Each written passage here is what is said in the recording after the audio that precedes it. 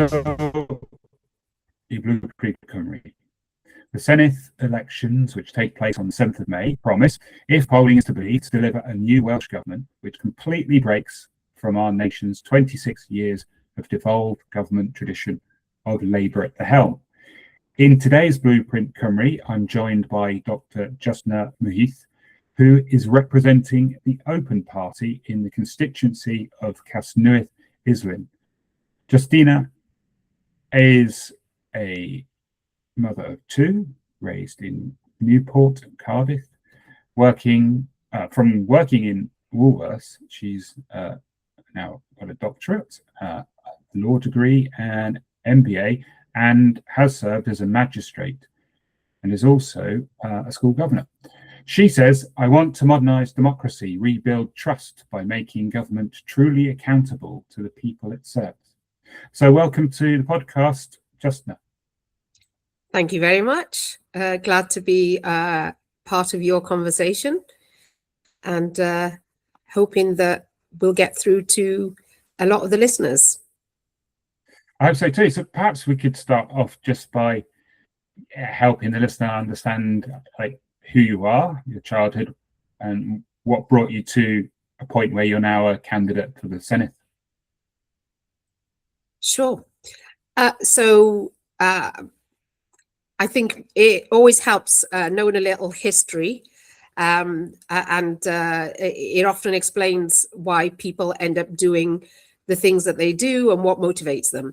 So I come from a family that migrated to the UK back sort of between the 60s, 70s.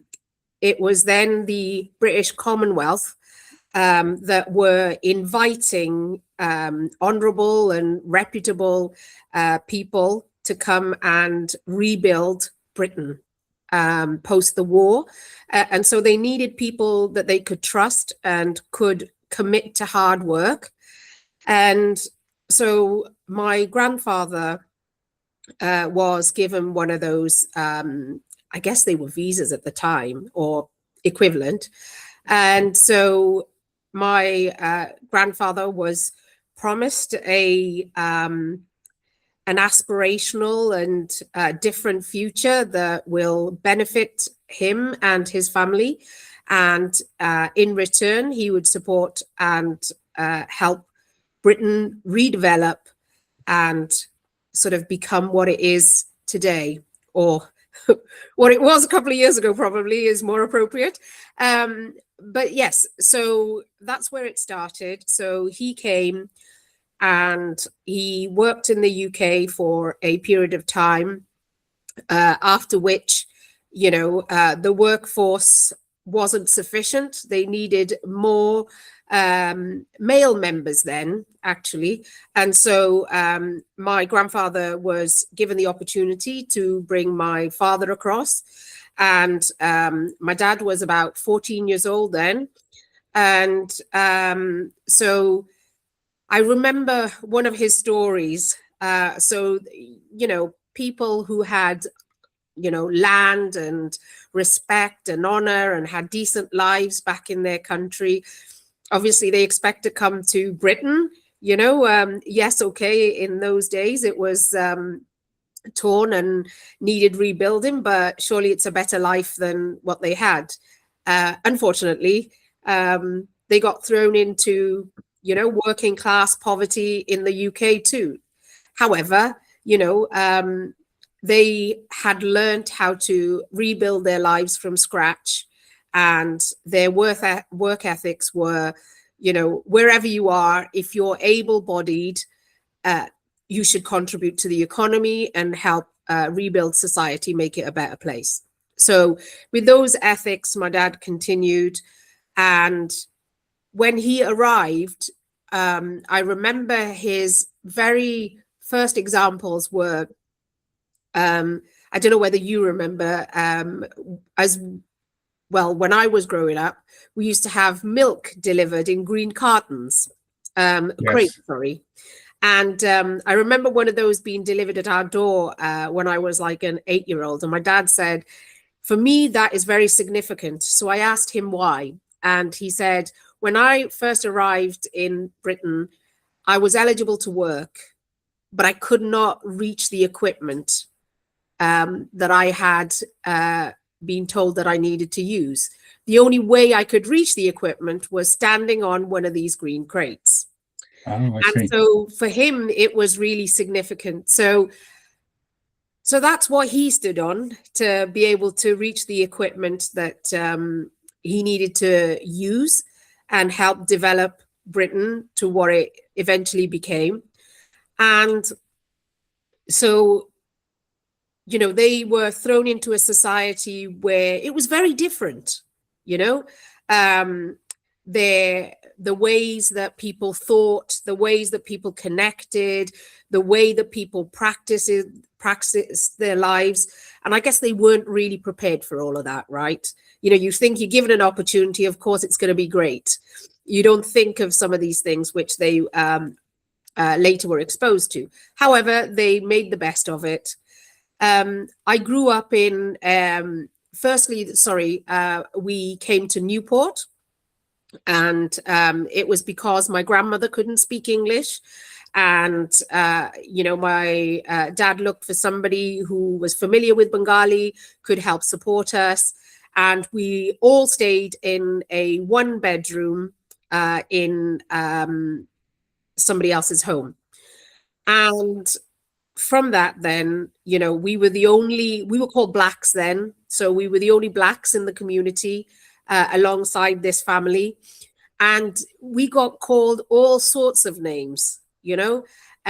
You couldn't come out into the streets because you were abused. You know, so it was really hard. It was really tough. But you know what? The people around really made us feel welcome. You know, our neighbors, especially these people that gave us a home, they were Bengali as well, and they are still my family in Newport, you know. So it's often you remember those small incidents, right? Because they have a great impact on your life. But generally, the community was really nice, and we grew up, and you could see it was very poverty stricken. So then, for a job, then my father moved to to Cardiff, and when we moved here, I grew up in a place where we then eventually made home, and it was called Splot. So another working class area. You know, large manufacturing sites, literally on our doorstep. And again, you know, the sort of exclusion that you got was very prominent. However, our neighbors were absolutely amazing, you know. So they used to come round and they'd be like, right, during Christmas, this is what we do. They come over our house, they decorate the house for us. You know, during Christmas Day, they take us over and we'd have Christmas dinner with them. And, you know, during Eid, when we, obviously curry was up and coming then. And so as soon as my mum cooked, they were there at the door. They'd be like, you know, it's so beautiful, the smell, you know? And so it drew them to us. However, you know, watching their resilience, how they protected us, how they made us feel welcome, you know, really made me understand that, you know, humans by nature, if we want to be kind and inclusive, we don't actually have to try that hard. In fact, to be, you know, difficult, exclusive, or exclude people, be abusive, you really do have to go out of your way, you know? You have to takes a lot of energy to hate, doesn't it? Absolutely. So there was this one street where there were a couple of people that often used to come onto our street, and, you know, they'd hurl abuse. But these guys were out there. They were like, you don't come onto our street. And if you come onto our street, you have to go through us. And so they were very, very protective. And so I realized that actually, you know, in some people's eyes, I am different. But actually, majority of the population are quite welcoming, quite accommodating. You know, they wanted to know, you know, what were our different practices, and they respected them. And, you know, we did them, you know, in return, we did exactly the same. And, you know, they'd be at our door every time my mum cooked. So every couple of days she'd cook something and she'd give it to them, and they'd try these new curries and stuff. And, you know, we were poor, but you know what? The community really made you feel welcome and really made you feel like you were one of theirs. I assume that whole experience of growing up and everything you've just explained has really shaped your worldview and how your politics has formed. And I know in my head, I'm thinking, well, you sound like somebody that would be a perfect candidate for the Labour Party. So I wonder why, when so many that have had similar upbringings as far as the poverty is concerned have gone into the Labour politics, how come you haven't found yourself there? So I won't label any particular party, just because, you know, my ethics are that I believe as I do. It doesn't necessarily mean that I need to make another party feel insignificant. Obviously, they have their place. But for me, my family did. Forever, they supported Labour. Forever. But for me, I never found a home. And I never found a home because, so my grandfather and my dad gave their lives up for Britain, making it what it is today. My grandfather went back home and he died back home. And so, you know, in terms of care for the people that came over to the UK for a better life, you know, that wasn't there. The protection wasn't really there. They did. So did your grandfather go home because he chose to, or he had to leave? No, he chose to go because he'd worked himself so far to the ground that he got to the point where he was like, I really can't work like this anymore. So I'm going home for a break. So he went for a break, and unfortunately then over time he passed away. He became really frail and so forth. However, there were experiences in my life as I grew up, and I thought, you know what? This shouldn't be happening. So when I was in school, I remember, you know, being from a working class family, you know, it was frowned upon. My mother was a housewife. And so, you know, you never got included in the conversations because really you didn't have anything of value to add. I was a big child. I got bullied in school. My teacher said to me, so when I was doing my A-levels, and this experience stayed with me the rest of my life, I was doing A-levels, and at the time, AS was only done by those that couldn't achieve. And my teacher made me stand up because she didn't think that I was going to do well. And she made an example of me, and she told me to sit down. And she said, Justna, I don't think you're going to make it. And I would recommend that you drop to AS right now because you're not going to make A-level. And you can imagine, you know, a child that's really tried, doesn't have any history of family going into education. You know, it was soul destroying. So I went home, I prepared for my exams, came back in, and we did the exams, and it was results day, and she started reading through her list. So she did it in reverse order, and I was thinking I was going to be the first one, right? She'd already told me that I had no hope, right? So she went through, got to the end of the list, and I wasn't on the list. And I was like, oh my God, I've done so bad that I'm not even on the list. So I stood up and I said, Miss, you didn't call my name out. And she said, just stop being a smart ass, because you're not going to make anything of yourself. Just shut up and sit down. And I was like, so where am I on this list? She was too embarrassed to say, that I had beat her top student in the class. Well done, you. So, you know, but instead of rejoicing, I did sat down and I cried. And, you know, you feel like a no-hoper, you know, because you sat there going, but I did well. There's no applaud. Anyway, so that was one of my early days experience.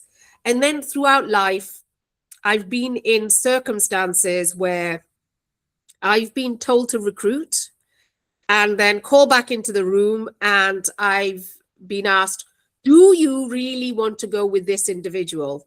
And I've gone, you gave me a job description and I had to recruit according to the job description and the individual CV. Where have I gone wrong? And I've been told, you need to recruit like me. Now, I'm asking you, who do you think the me is? That's sat in front of me.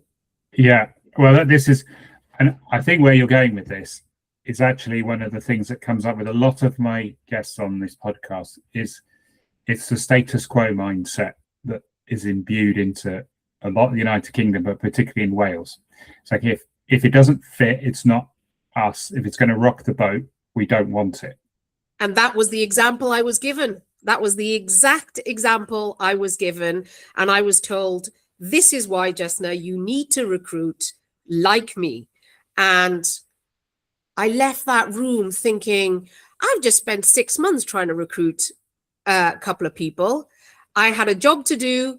I got to the end of it and I was being forced to change my opinion. And I said, I left that room and I said, look, there's 4 of us here that have to make a decision.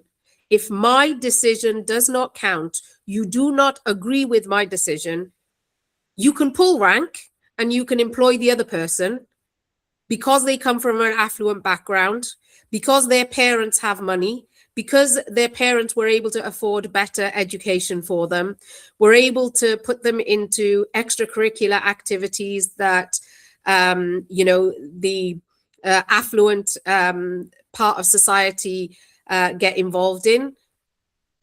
You can.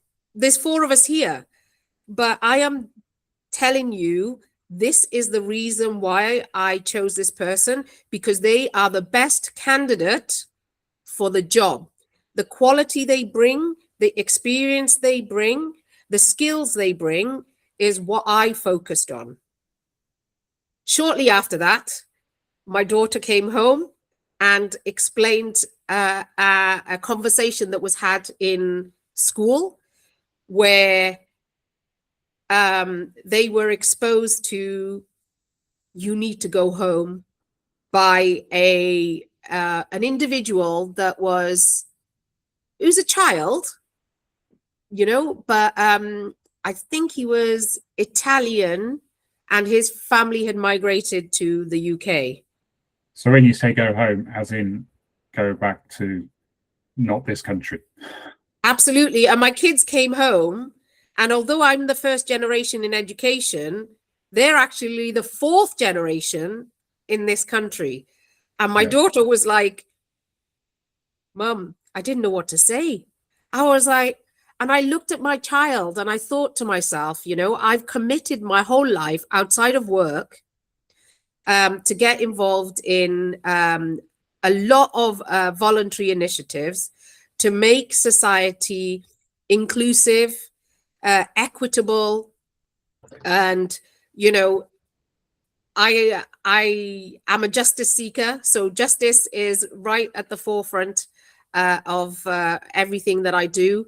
And I looked at my child and I felt like I could not explain to my child why, being 4th generation, they were still experiencing this kind of behavior in school. And I had not done enough to change that narrative.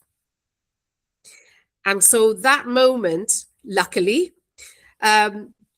we got in touch with the Open Party, and I looked at what they stood for, and I thought to myself, actually, this is what I always believed democracy should be. And so therefore, I joined them. So, and I see on the website, it's one of the paragraphs I think might be relevant, because obviously most people won't have heard of the Open Party. So I see it says here, we want to encourage, support and facilitate the many natural leaders in our society who are not politically active to take part in politics. There is a colossal reserve and untapped talent. Well, that certainly sounds like yourself. So maybe you could explain to the listener a little bit about, you know, what the Open Party is and why it appealed to you. Yeah, sure. So the Open Party believe that democracy and accountability for that should always be including and explained to the public. So we, the public, the working people, pay our taxes, right?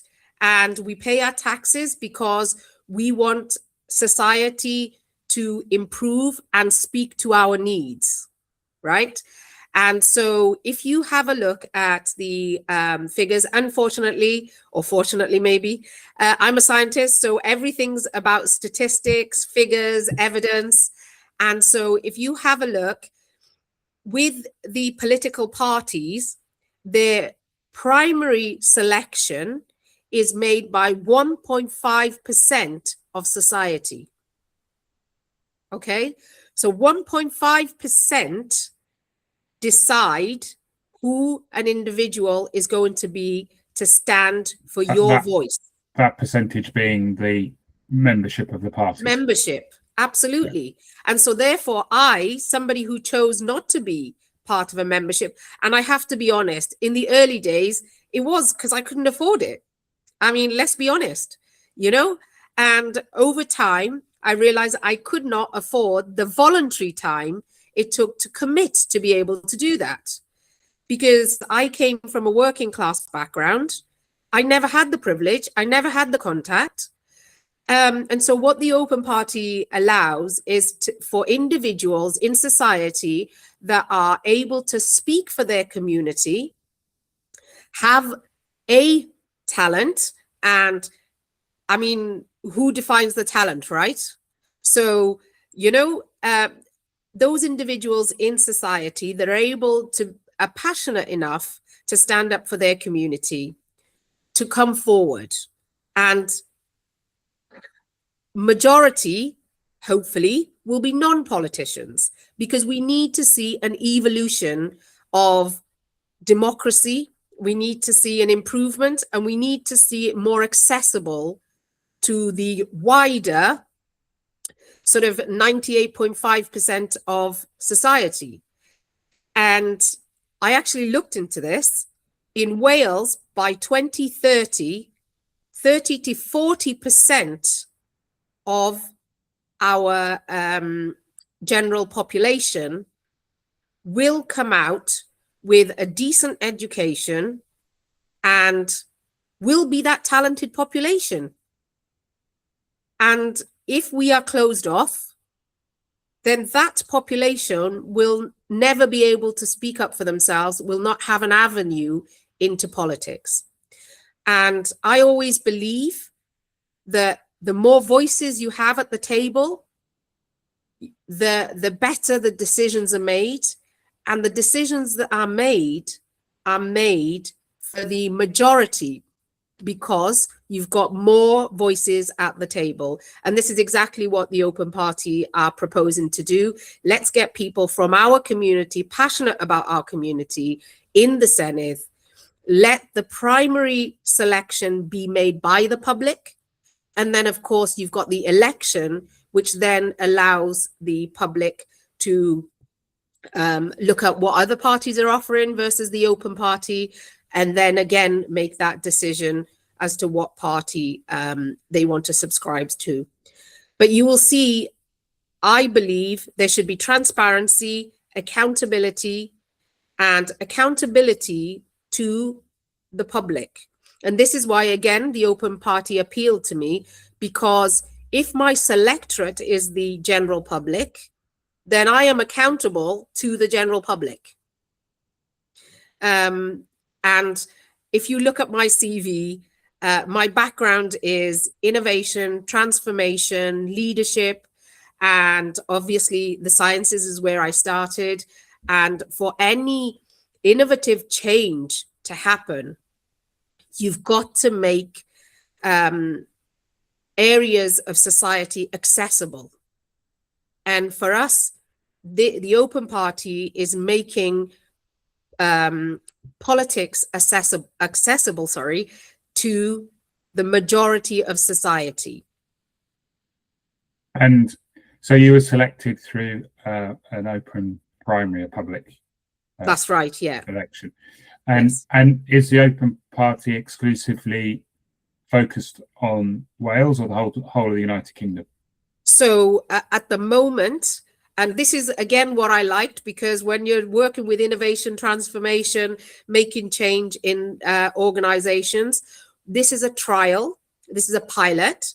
And we started in Casnewydd Islwyn because it has a history, the Chartist history, where the Chartist tried to get working class people into Parliament. Many people lost their lives, and we are trying to get the working person who can represent his or her society into the Welsh Parliament. And so at the moment, we are in Casnewydd Islwyn, and by sort of 29-30, when we will have the general election, the hope is that we can take this modernizing democracy model into other parts of the country. And so for the general elections, the hope is there will be more of us, and, you know, we can speak to the local needs rather than, you know, a mandate. And to that point, actually, my mandate will be what the public tell me. And so we've got questionnaires on the website. We are formally asking people to invite us in spaces that they feel comfortable to tell us what works, what doesn't, what do they need in their constituency. And then at the moment, you will see I have a number of priorities on the website, and these are based on what people have told me. The sort of questions remain, and we will continue to do that. We will continue to connect with the community, find out more, learn more, and then eventually, you know, formulate that final mandate, or I call it priority list, of what I will talk about in the Senedd. Well, what is it that you personally want to achieve out of being involved in politics?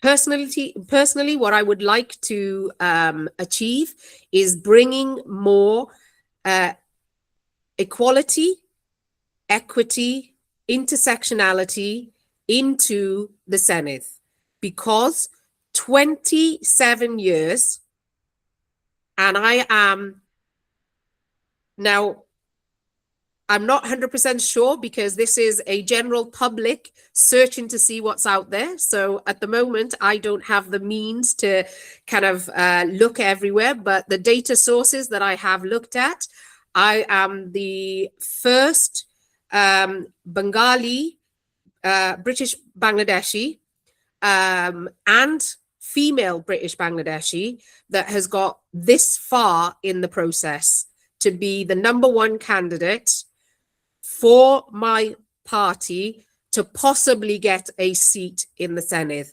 Now, if you imagine 4th generation, 27 years of the Senedd, and I would be the first British Bangladeshi to be able to get this far. And so for me, it's about bringing those different voices.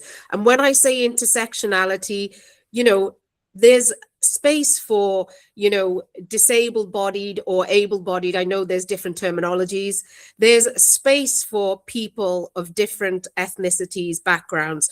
There's space for people from different cultural backgrounds.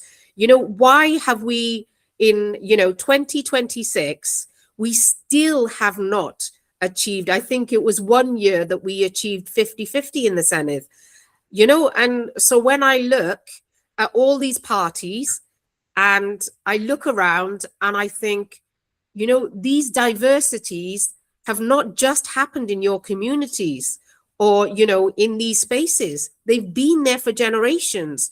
Why have we not utilized the power of people and, made use of that in the Senedd? Because the diversity of opinions, again, if you look at the statistics tell you the more diverse your decision-making team are, the quicker you progress, the quicker you get innovation. And, finally, my other point is I cannot leave a politics like this for the next generation. For me, this is one of the other driving factors. The next generation, we know for them, inclusion. I mean, they're not going to negotiate on inclusion. They need to be included from day one. I mean, I'm still negotiating inclusion in spaces that I'm in. I have friends, their parents are Welsh, Iranian, Nigerian, and these communities have come together, and one parent is Welsh, the other parent is Nigerian, or the other parent is Iranian, and this is the future. We can't tell them that this is the best that we are leaving behind. And so for me, sorry, go on.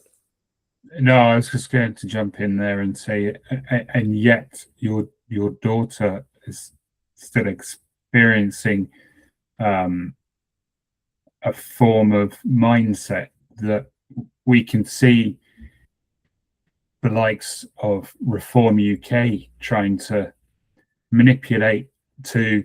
So all the positives of the diversity that you've been outlining, they're trying to use it as a negative, and to get their people into the Senedd using it as a negative.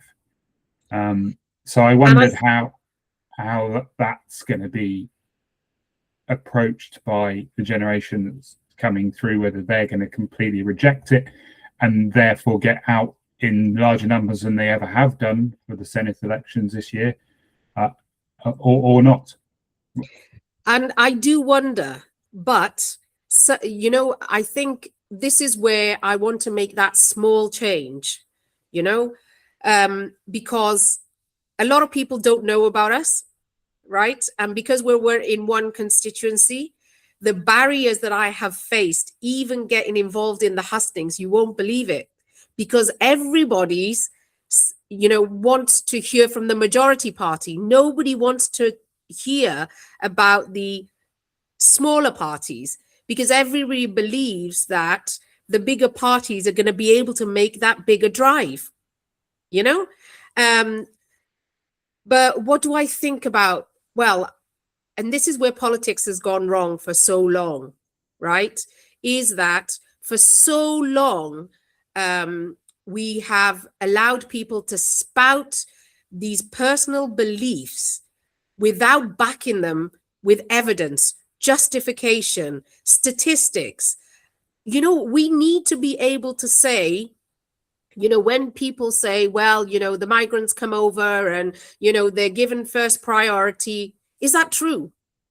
I'm not debating it. I'm asking you, is that true? Where is that figure come from?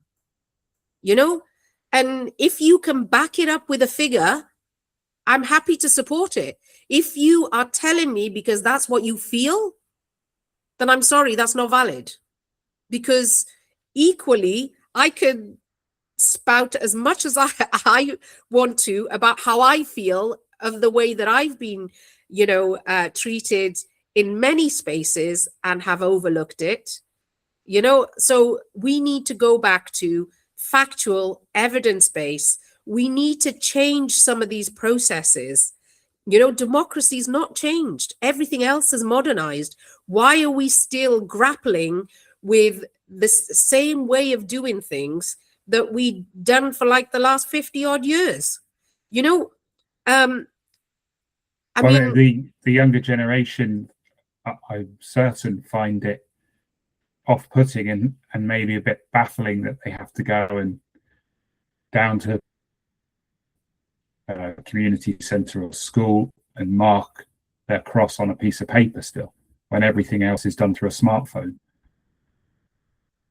So, you know, yes, digital democracy, all of Yeah. that side. And if we as a society really want to engage the next generation in the democracy and why it's a good thing and how they can change, apart from obviously changing to proportional system of voting, preferably something that's not a closed list system, like, but that's better than first past the post in my view. Then we really need to, as you were, I think, going in your peak conversation there, is really think about how we engage people and make it more relevant to their lives and make it more instantaneous, because like it or not, people expect things quicker nowadays. Yeah, I mean, look, I mean, I've had people say to me, well, you know, there's certain things that are done and, you know, we need to change people's behavior, you know? And I'm like, hang on a minute, why are people's behavior in such a manner? People's behavior is in such a manner out of frustration, you know, because systems have stayed the same for so long that they're no longer relevant for today's society. You know, they're not meeting the needs of today's society. We've not invested in tomorrow for so long. I tell you what we've invested in politics over the last 20, 30 years is, can I leave a mark? Can I demonstrate that I can, you know, conduct a certain project and deliver because I think it's right? You know, there's been no structure. There's been no strategic thinking. You know, half of the political community, you know, have come up through connections. You know, they've done roles where they've been exposed to a way of politics, you know, since they were at university. Have they been out and got a different job? You know, like I say to people, the reason I think that we as politicians need to be accountable is, I give you an example, right? I'm a commercial scientist, right? In my job, if I were to lose 20,000 of the shareholders' money, I would get sacked. So would my team. My team would get sacked because it's their responsibility when something is going wrong to be able to say, look, this has gone too far. We need to put a stop to it. And my question is, how can we spend billions upon billions on these vanity projects? Nobody's accountable. There's no transparency. Audit is retrospective. You would never get away with this in business. So how come, as a society, you know, we allow these things to happen? Nobody is accountable. You know, proper audits are not done. How do we get into billions of pounds of loss and nobody's held accountable? People, you know, continue in office. I don't get it.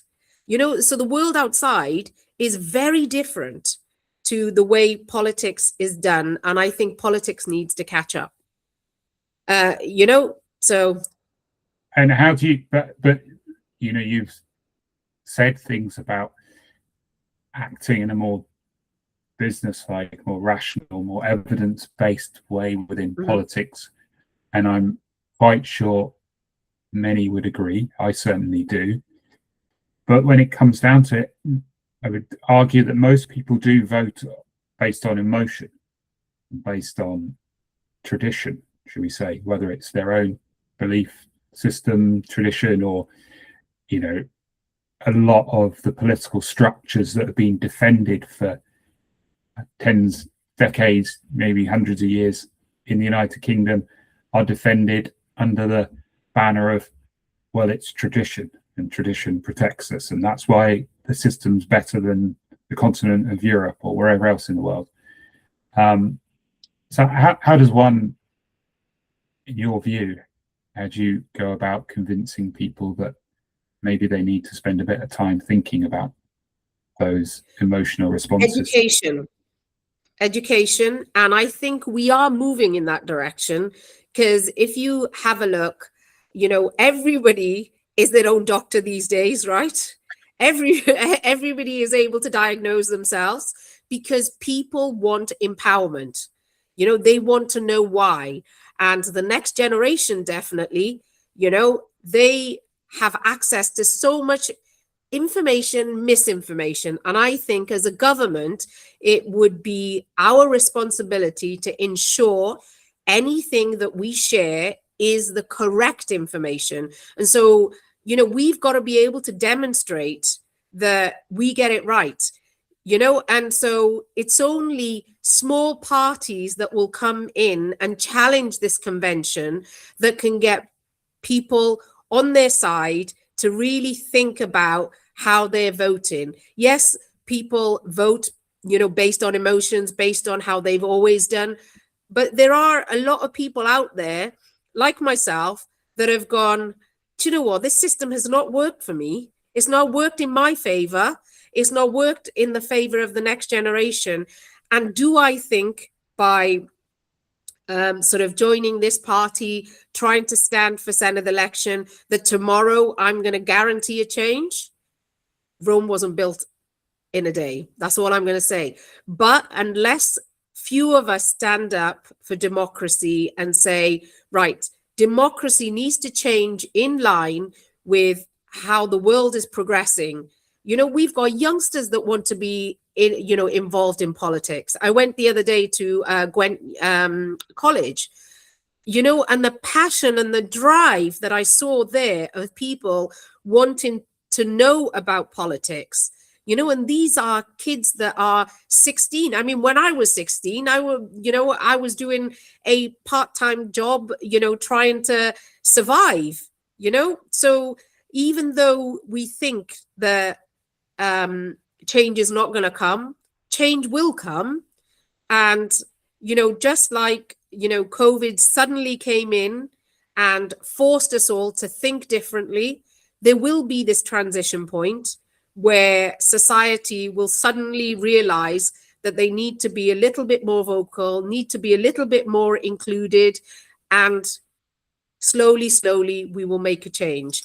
But it's not going to happen overnight.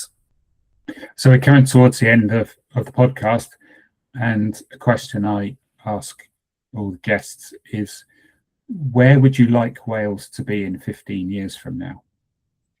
15 years from now, I would like Wales to be a place where we have politicians that are not divisive, you know, not toxic, not setting each other up for fail, you know, and these are the behaviors that I think needs to change.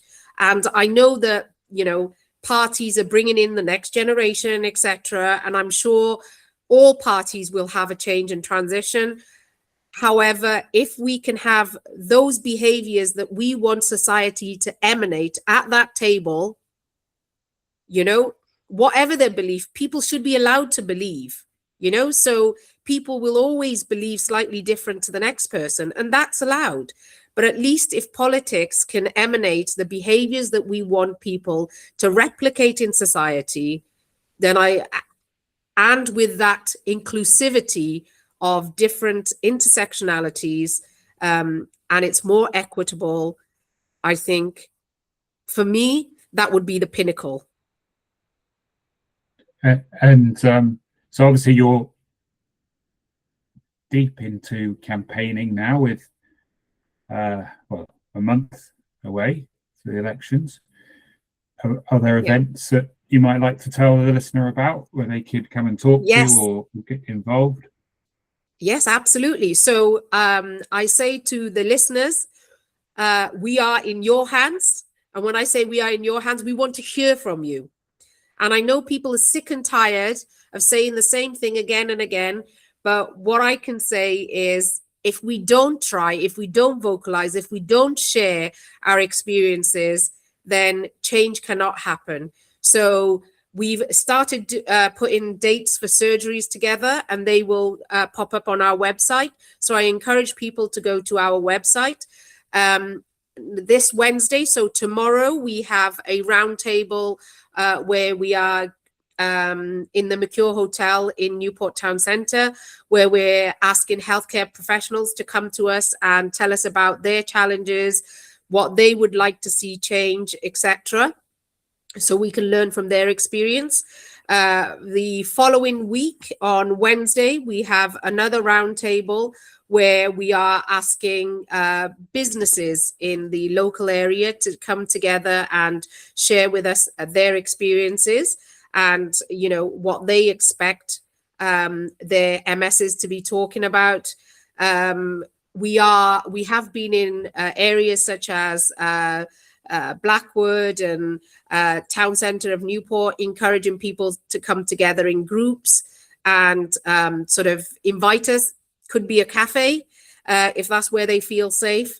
If people feel safe in their homes, I mean, probably not, and that's understandable. But if anybody proposes that that's a good idea, we can speak to people. We will be knocking on doors. We have been out and about as much as we can. We're going to look at community halls so we can gather groups of people together. But look out for us. I mean, look, I've been out on the street talking to people, and, you know, there's so much good in humans. You know, I've been to areas where I've been told, oh, you know, they're not going to be receptive to change. And people have come up and said, please, thank you, even when they say, I'm not interested. And I think if we remember that humans are inherently pleasant, inherently wanting to make a positive change, then I think it will take us very far. I agree, and hopefully we're doing a little bit of that by having these conversations on the Blueprint Cymru podcast. Dr. Justna Muhith, diolch yn fawr. Thank you for being today's guest. To find out more about New Wales, you can go to our website, which is new.wales, and you can find New Wales on the socials. So diolch yn fawr for listening. Cool.